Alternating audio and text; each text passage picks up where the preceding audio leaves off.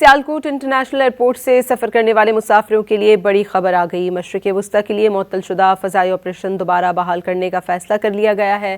خلیجی ممالک کی جانب سے پروازوں کا سلسلہ دوبارہ شروع کر دیا گیا۔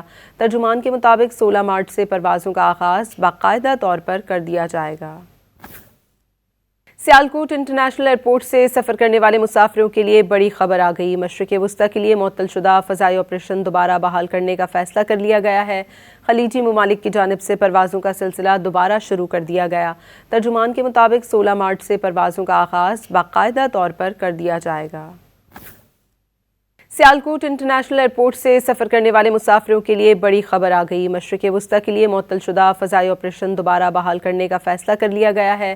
خلیجی ممالک کی جانب سے پروازوں کا سلسلہ دوبارہ شروع کر دیا گیا۔ ترجمان کے مطابق 16 مارچ سے پروازوں کا آغاز باقاعدہ طور پر کر دیا جائے گا۔ سیالکوٹ انٹرنیشنل ایئرپورٹ سے سفر کرنے والے مسافروں کے لیے بڑی خبر آ گئی۔ مشرق وسطی کے لیے معطل شدہ فضائی آپریشن دوبارہ بحال کرنے کا فیصلہ کر لیا گیا ہے۔ خلیجی ممالک کی جانب سے پروازوں کا سلسلہ دوبارہ شروع کر دیا گیا۔ ترجمان کے مطابق 16 مارچ سے پروازوں کا آغاز باقاعدہ طور پر کر دیا جائے گا۔ سیالکوٹ انٹرنیشنل ایئرپورٹ سے سفر کرنے والے مسافروں کے لیے بڑی خبر آ گئی۔ مشرق وسطی کے لیے معطل شدہ فضائی آپریشن دوبارہ بحال کرنے کا فیصلہ کر لیا گیا ہے۔ خلیجی ممالک کی جانب سے پروازوں کا سلسلہ دوبارہ شروع کر دیا گیا۔ ترجمان کے مطابق 16 مارچ سے پروازوں کا آغاز باقاعدہ طور پر کر دیا جائے گا۔